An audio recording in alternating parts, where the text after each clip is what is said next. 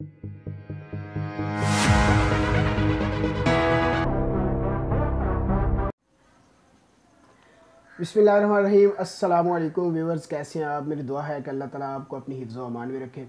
तो आप देख रहे हैं इंकशाफ न्यूज़ चैनल और मैं हूं हाफिज़ मज़हर इकबाल। नाज़रीन, आपको बताता चलूं कि हमारे इस चैनल पे आपको नित नई और मुनफरिद अंदाज में मालूमाती वीडियोस जो है वो आप तक पहुंचाई जाती हैं। अपनी राय का इजहार ज़रूर कीजिएगा। और आज हम जो आपके लिए मौजू लेकर आए हैं वो बहुत ही हसास मौजू है। कुर्बानी के जो मसाइल हैं वो लेकर हम हाज़िर हुए हैं। और आपको बताता चलूँ कि कुर्बानी के बहुत सारे ऐसे मसाइल हैं जिनका हमें पता ना होने की वजह से हम कुर्बानी तो करते हैं, मगर उसमें सवाब की जो है उसमें कमी आ जाती है, सिर्फ़ इसलिए क्योंकि हमें शरई जो मामलात हैं उनका पता नहीं होता। तो आज हम जो सवालात लेकर आए हैं उनमें सीधा मैं आपको बताता हूँ। कुर्बानी क्या है, यानी फ़र्ज़, वाजिब या सुन्नत। कुर्बानी किन लोगों पर वाजिब होती है या फ़र्ज़ होती है या सुन्नत होती है। इसके अलावा कुर्बानी के जानवर की उम्र कितनी होनी चाहिए। कुर्बानी का कौन सा जानवर जो है वो सबसे ज़्यादा कुर्बानी के लिए मौजू है। कुर्बानी के गोश्त के कितने हिस्से होने चाहिए। कुर्बानी का गोश्त गैर मुस्लिम को दिया जा सकता है। कुर्बानी का वक्त कौन सा मौजू तरीन है, दिन कौन सा मौजू तरीन है। और कुर्बानी की जो खालें हैं उनका बेहतरीन मसरफ़ क्या है। और एक और बात जो सबसे अहम है वो ये है कि आपको इन तमाम सवालों के जवाब जो है वो 4 मुख्तलिफ मसलक के जो लोग हैं, जो उलमा हैं, वो हमें जो है वो इन पे एक्सप्लेन करेंगे, बताएंगे। इसमें फ़िक़्ह जाफ़रिया के अलामा साहब भी हमारे साथ मौजूद हैं। अहले सुन्नत वल जमात के जो अलामा साहब हैं वो मौजूद हैं। देवबंदी हैं वो भी हमारे साथ मौजूद है। अहले हदीस के जो उलमा हैं वो भी हमारे साथ मौजूद हैं। इन 4 फ़िरक़ों के जो उलमा हैं वो आपको इन सारे सवालों के जो है वो जवाब देंगे। वीडियो एंड तक ज़रूर देखिएगा ताकि आपको कुर्बानी के तमाम मसाइल का जो है वो बखूबी अंदाज़ा हो सके। अगर आपने अभी तक हमारा चैनल सब्सक्राइब नहीं किया तो प्लीज़ हमारा चैनल जो है वो सब्सक्राइब करें। बिस्मिल्लाहिर्रहमानिर्रहीम। कुर्बानी के बारे में सबसे पहले कुरान मुक़द्दस में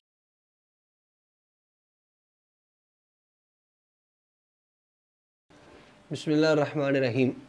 कुर्बानी जो है वो वाजिब है कुरान मजीद के हुक्म के मुताबिक और अहादीस करीमा के मुताबिक। अल्लाह फरमाते हैं फ़सल्लि लिरब्बिका वनहर। वनहर फ़ेल अमर है और ये वाजिब करने के लिए आता है। हदीस पाक में जो वईद है, आपका फरमान है कि जिसके पास ताकत है अगर वो कुर्बानी ना करे तो वो हमारी ईदगाह की तरफ ना आए। इससे पता चलता है कि ये कुर्बानी जो है वाजिब है इस्लाम में। नहमदुहु व नसल्ली अला रसूलिहिल करीम, अम्मा बाद। कुर्बानी प्यारे आका हज़रत मोहम्मद मुस्तफ़ा सल्लल्लाहु ताला अलैहि व आलिहि वसल्लम की सुन्नत मुबारक है। सही बुखारी और मुस्लिम की हदीस हज़रत बर्रा रज़ी अल्लाह ताला अन्हु फरमाते हैं कि प्यारे आका हज़रत मोहम्मद रसूलुल्लाह सल्लल्लाहु अलैहि वसल्लम ने फरमाया, इन्न अव्वला मा नबदअ बिही फ़ी यौमिना हाज़ा अन नुसल्लिया, कि आज के दिन हम अपनी इब्तिदा नमाज से करेंगे। सुम्मा नरजिउ फ़ननहरु, फिर हम अपने घरों को लौटेंगे और हम कुर्बानी करेंगे। प्यारे आका फरमाते हैं फ़मन फ़अलहु फ़क़द असाब सुन्नतना, जिस बंदे ने इस तरीके से पहले नमाज पढ़ी फिर कुर्बानी की, वो हमारी सुन्नत को पहुँच गया। बिस्मिल्लाहिर्रहमानिर्रहीम। कुर्बानी फ़िक़्ह जाफ़रिया के मुताबिक सुन्नत मुअक्कदा है। बिस्मिल्लाहिर्रहमानिर्रहीम। कुर्बानी के बारे में सबसे पहले कुरान मुक़द्दस में अल्लाह तबारक व तआला ने सूरह कौसर के अंदर इरशाद फरमाया मेरे नबी को कि फ़सल्लि ली रब्बिका वनहर, मेरे नबी आप नमाज भी पढ़िए और कुर्बानी भी कीजिए। तो कुरान मुक़द्दस की इस आयत की रूह से और हदीस मुबारक की रूह से भी जैसे अल्लाह के नबी सल्लल्लाहु अलैहि वसल्लम ने फरमाया कि हदीस पाक में आता है कि जो बंदा तुम में से कुर्बानी ना करे वो हमारी ईदगाह में ना आए। तो इन हदीस से और कुरान मुक़द्दस की आयत से इस्तदलाल करते हुए कुरान मुक़द्दस की रूह से ये कुर्बानी करना वाजिब होती है।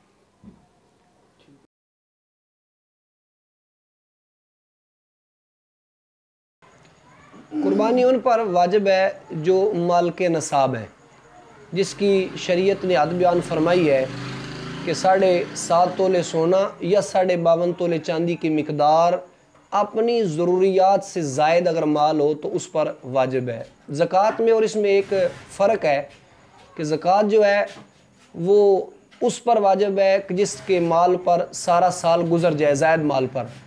لیکن جو قربانی ہے اس میں سال گزرنا شرط نہیں ہے، بلکہ 3 ایام جو ہیں قربانی کے، ان دنوں کے اندر اگر وہ مال کے نصاب بن جاتا ہے تو اس پر قربانی واجب ہے. قربانی پیارے آقا علیہ الصلاۃ والسلام نے فرمایا صاحب استطاعت، جو طاقت رکھنے کے باوجود پیارے آقا نے فرمایا قربانی نہیں کرتا، پیارے آقا علیہ الصلاۃ والسلام نے شدید ناراضگی کا اظہار کرتے ہوئے فرمایا.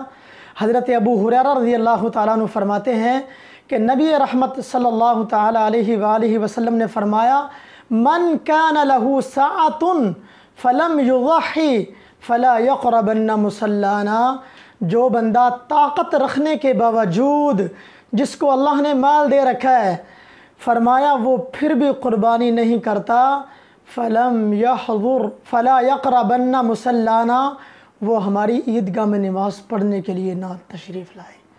تو اس لیے میرے بھائیوں اور محترم ساتھیوں، یہ سنن ابن ماجہ کی حدیث ہے کہ ہم سب کو جن کو اللہ نے مال دے رکھا ہے ان کو قربانی لازمی کرنی چاہیے. قربانی ہر صاحب استطاعت پر واجب ہے اور دوران حج فریضہ حج ادا کرنے والوں پر فرض ہے. یا فرض یا سنت ہے.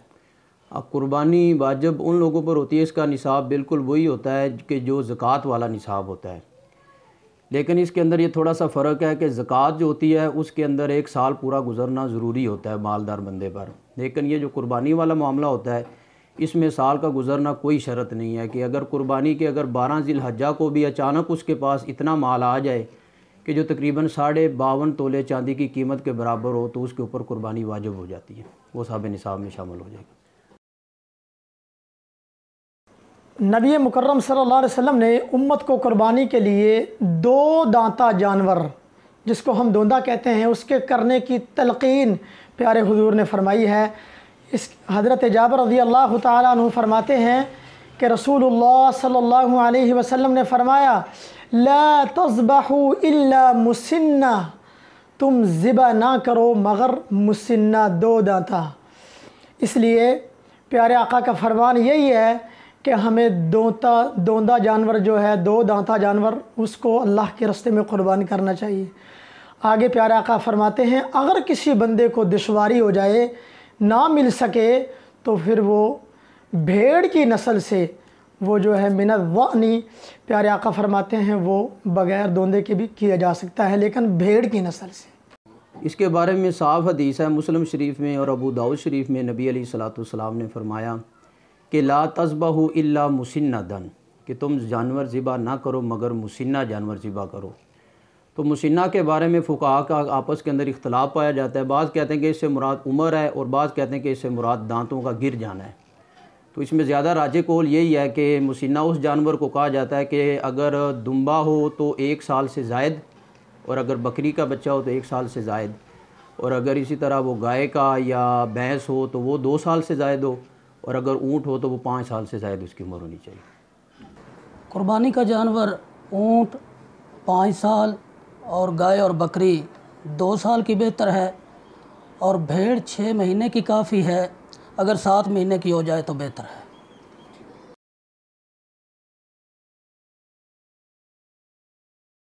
قربانی کا جانور سب سے موضوع وہی ہے جس کے بارے میں احادیث میں آتا ہے کہ سرکار پسند فرماتے تھے جانور فربا ہو، خوبصورت ہو، جو نظر کو بھائے، ایسا جانور وہی موضوع ہے، وہ چاہے گائے کی صورت میں ہو جائے یا بھیڑ بکری کی صورت میں. ویسے سرکار دو عالم علیہ الصلوۃ والسلام نے جو پسند فرمایا ہے، جو حدیث پاک میں ذکر آیا ہے، وہ آپ نے 2 مینڈے ذبح فرمائے تھے، ان کا حدیث میں کثرت سے ذکر آیا ہے.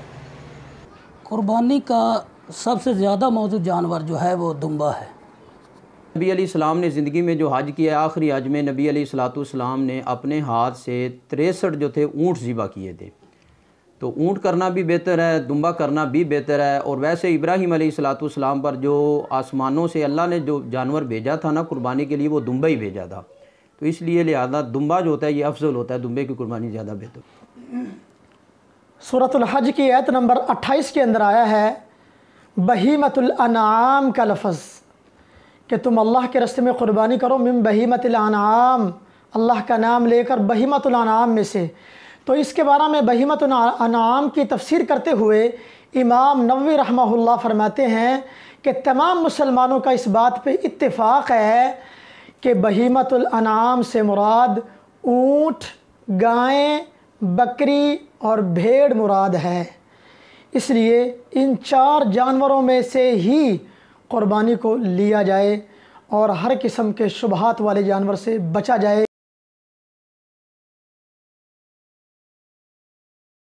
قربانی کے جانور جو بڑے ہیں، گائے، اونٹ وغیرہ، ان کے جو 7 حصے ہوں گے، لیکن جو چھوٹے جانور ہیں، بھیڑ بکری ہے، ان میں ایک حصہ ہی چلے گا۔ قربانی کے جانور میں 7 حصے ہونے چاہیے،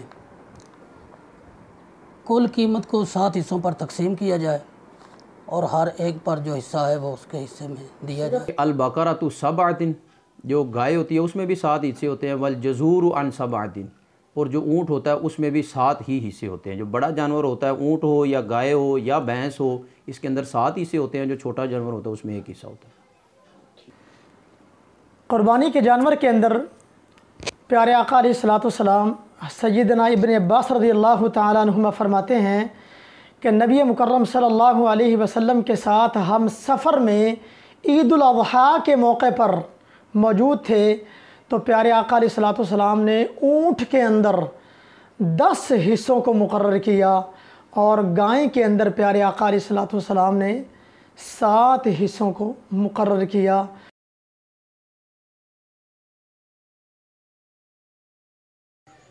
قربانی کے گوشت کے حصے مستحب طریقہ تو یہ ہے کہ اس کے 3 حصے کیے جائیں۔ ایک حصہ دوست احباب میں تقسیم کیا جائے، ایک غرباء اور مساکین میں تقسیم کیا جائے، ایک اپنے گھر والوں کے لیے رکھا جائے۔ لیکن اگر سارا گھر میں بھی استعمال کر لیں تو شریعت نے اس سے ممانعت نہیں فرمائی۔ قربانی کے گوشت کے 3 حصے ہونے چاہیے، ایک غریبوں اور مسکینوں کے لیے، ایک ہمساؤں اور رشتہ داروں کے لیے، اور ایک حصہ اپنے اہل و عیال کے لیے۔ قربانی کے حصوں کے معاملہ میں یہ کوئی قرآن و حدیث سے اتھینٹک بات نہیں ملتی کہ قربانی کا جو گوشت ہوتا ہے اس کو 3 حصے کر لیں، 1 حصہ گھر میں رکھ لیں۔ یہ فقہاء کا ایک مسئلہ ہے۔ اللہ کے نبی نے صرف اتنا بتایا تھا کہ پہلے آپ نے فرمایا میں نے صحابہ تم کو روکا تھا کہ 3 دن سے زیادہ گوشت اپنے پاس نہ رکھو، لیکن بعد میں آپ نے اجازت دے دی کہ آپ 3 دن سے زیادہ بھی اپنے پاس رکھ سکتے ہیں۔ تو حصے مقرر نہیں ہیں، لیکن بہتر یہی ہوتا ہے کہ اگر آپ ایسا کریں کہ 1 حصہ خود رکھ لیں، ایک اپنے عزیز و اقارب کو، اور 1 حصہ جو ہے نا وہ غریب لوگوں کے اندر تقسیم کر دیں۔ یہ بہتر طریقہ ہوتا ہے۔ قربانی کے گوشت کے حصوں میں پیارے آقا علیہ الصلوۃ والسلام کی کوئی حدیث حصوں کے بارے میں نہیں ہے، بلکہ قربانی کے گوشت کے اندر مساکین، فقراء کا حق ہے جو انہیں ملنا چاہیے، لیکن مقدار مقرر نہیں ہے، بلکہ گوشت کو ذخیرہ بھی کیا جا سکتا ہے۔ یہ صحیح بخاری حدیث نمبر 5569 ہے۔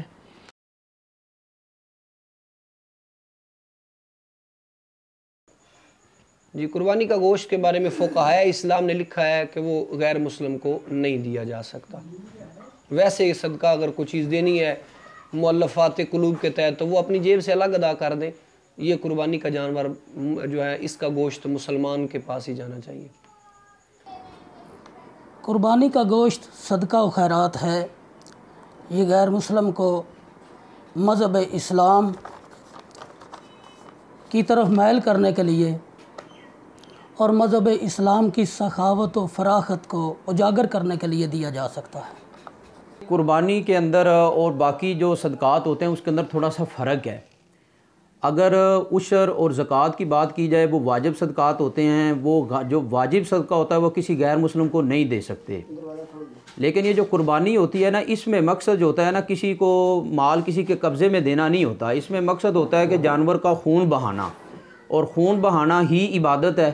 جس کے بعد اگر جب آپ تقسیم کرتے ہیں گوشت، اس کے اندر یہ کوئی ممانعت نہیں ہے۔ اگر آپ یہ اخلاقی حق اگر کسی غیر مسلم کو دینا چاہیں تو اس میں کوئی قربانی کا گوشت غیر مسلم کو 2 لحاظ سے دیا جا سکتا ہے۔ ایک تالیف قلب کے طور پر کہ ہم کسی غیر مسلم کو دیں گے تو ہو سکتا ہے وہ ہمارے اس دعوت کی وجہ سے مسلمانی کے اندر آ جائے۔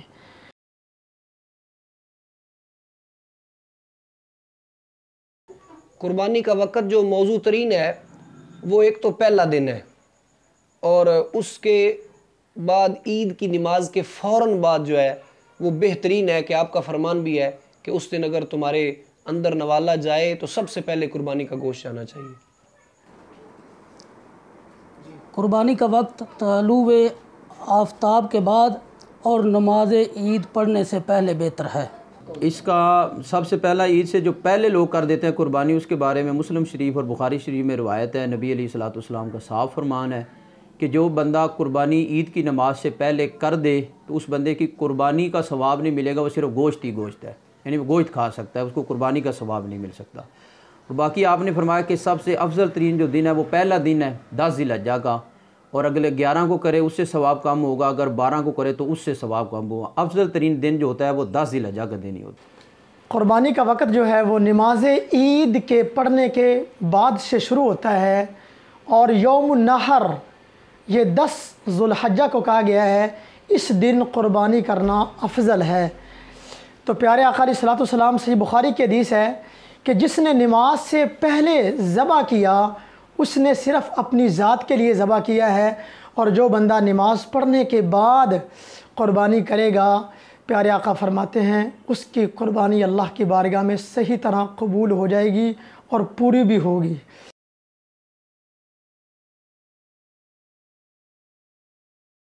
قربانی کی کھالوں کا بہترین مصرف، سب سے پہلے تو اگر بندہ خود استعمال کر سکتا ہے، جیسے زمانہ قدیم میں ڈول بنایا جاتا تھا، جائے نماز بناتے تھے، اس طرح کی چیز مشکیزہ بن جاتا تھا، اگر وہ بنا سکتے ہیں تو وہ خود استعمال کریں، شریعت نے منع نہیں کیا، بلکہ شریعت میں اس کا جو ہے وہ موجود ہے کہ صحابہ کرام ایسا استعمال کرتے تھے۔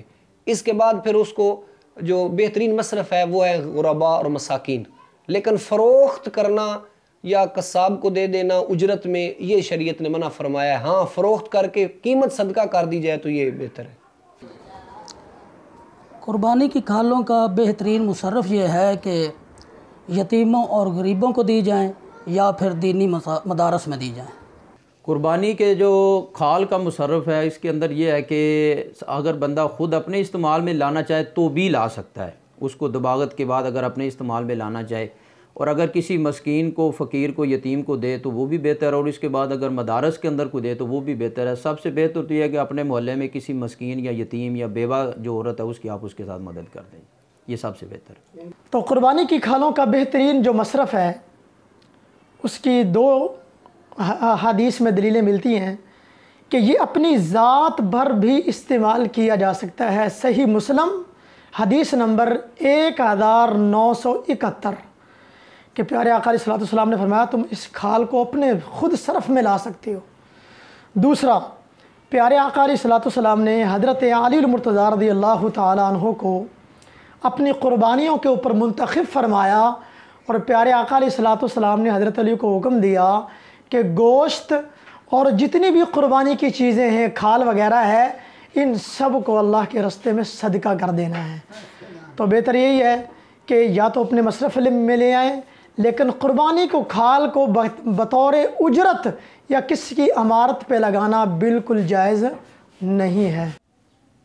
جی تو ویورز، آپ کو ہماری آج کی یہ ویڈیو اور آج کا ہمارا یہ موضوع جو ہے وہ کیسا لگا، اپنی رائے کا اظہار ضرور کیجیے گا، کمنٹس میں جو ہے وہ اپنے کمنٹس کیجیے گا، اور ہمارا نمبر جو ہے وہ موجود ہے، اس پہ آپ کال کر کے بھی بتا سکتے ہیں، واٹس ایپ بھی کر سکتے ہیں، اور اگر آپ کے پاس کوئی معلوماتی ویڈیوز ہیں یا کوئی ایسے موضوع ہیں جو جس پہ آپ جو ہے وہ چاہتے ہیں کہ آپ کو معلومات جو ہے وہ مستند طریقے سے فراہم کی جائیں تو آپ ہمیں ضرور بتائیے گا۔ اس کے علاوہ آپ کے علاقے میں آپ کے کوئی ایسا بندہ جو ٹیلنٹڈ ہو وہ بھی آپ ہم سے رابطہ کریں، ہم آپ کو پروموٹ کریں گے، اور جو ایسا بندہ جس میں کوئی جو ہے وہ منفرد انداز میں خوبی جو ہے وہ پائی جائے وہ بھی ہمیں جو ہے وہ کانٹیکٹ کر سکتے ہیں، ہم ان سے بھی رابطہ کریں گے اور ان کو بھی کوشش کریں کہ پروموٹ کریں۔